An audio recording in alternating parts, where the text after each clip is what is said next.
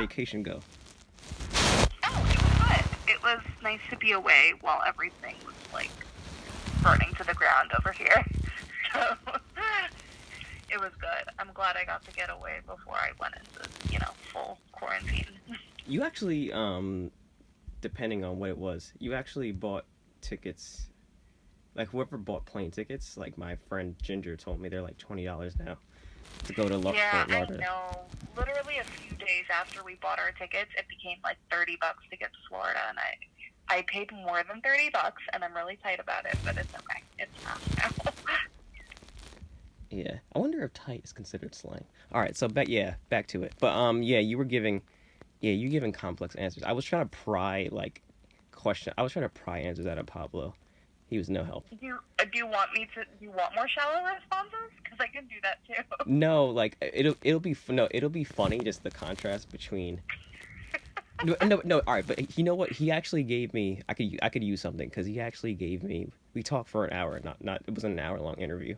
He kept being distracted, talking about like something. But he was talking about Maryland and how like I think Maryland's might be like nine. It might be like $9 an hour, or it might be like much less. But he works no, but and also he works fewer hours. So like it isn't. So he was saying that he could work two shifts here, like coming back during spring break, and then if he only works one twice a week, it's just like I don't know. He contrasted it with something Right. yeah How with much some he earns there versus how much he earns yeah here. yeah and Yeah. it's a regional issue. I often say I often say like you said it should be regional, and also all right actually see that leads me to my other question, which I'll edit it as I stutter. Um, what do you? All right, so I mean, but you're in favor of you're in favor of increasing it, right? From what I could tell. Yeah, no, definitely. I think it does need to be increased. I don't know, if that should be federal or regional or state, and I don't know by how much, but I know that you can't afford to live in New York on the New York minimum wage. And so that has to change. All right, yeah, that makes sense. All right, so I'll propose a solution. What do you say to what do you say to a slight increase in the minimum wage, tied tied it to inflation? So and all right, so I don't know how that makes sense. So regionally, it would be I don't know how to explain this. So like in other words, nationally it would be increased to say like maybe $13 an hour, and you Mm-hmm. also fund small businesses with it because it's a genuine question of whether or not small businesses can afford a $4 increase in the minimum wage from 2020 to 2021. Okay, yeah.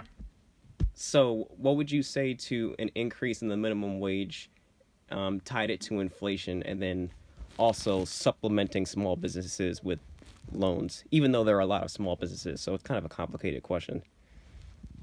Okay, so okay, so that's like a few different things, but you're basically asking me if minimum wage should be adjusted according to inflation, right? Right. Okay, I mean, yeah, I feel like it's obvious that it should be. I think, actually, because I did like a teensy bit of research before this, and minimum wage, when you adjust for inflation, actually it peaked in 1968. That was the highest minimum wage has been, when adjusted for inflation. That's ridiculous. Um, this is a federal minimum wage. So, it's not. So absolutely, yeah, it should be adjusted according for inflation because inflation is an indication of um, costs, right? And costs of living. Um, and so if we're having to pay more for our groceries or our gas or whatever it is, um, yeah, our wages should reflect that, right? Because otherwise there's a deficit there that we need to make up somehow. Um, and what was your question about small businesses? All right. So, my God, there's like no. I'm like panicking because there's no place in the house where I could like escape any freaking noise right now. It's really annoying. Like and I know. Just go in your closet. You should go into your closet. No. All right. So I feel like I should go outside right now, but like No, outside, outside has so much yeah, noise. outside has so much noise. No, like I could in the background I could hear my dad snoring. My what do you call it? My crap. How do I explain it? My door to my room. Yeah. It's like it's like one of those like cowboy like 1940s like bar like saloon door, so it doesn't close all the way. I'm gonna close it as much as I can now.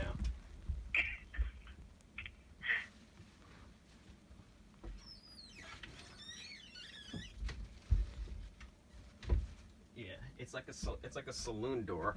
I'm trying to walk through my living room. I mean, and then also outside. I could hear outside, but that's annoying. But we could always hear outside. So all I hear is like wind right now. So hopefully it won't be in the background, or I'm gonna have to lower the volume.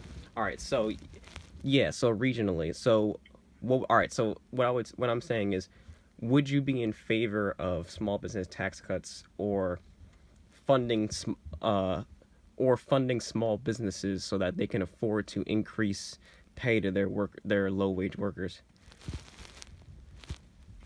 Um, I mean, when I say this, it's to adjust to a minimum wage increase. right, yeah, so that small businesses are actually able to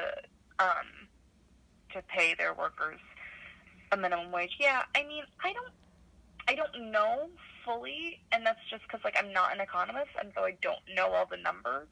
I know that in New York currently we have a different minimum wage for whatever companies or whatever it is for small businesses essentially with less than I don't know like 12 employees or something like that.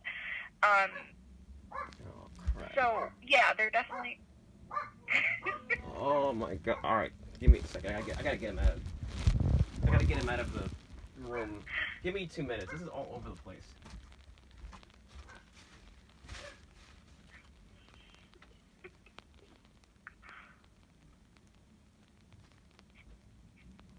All right.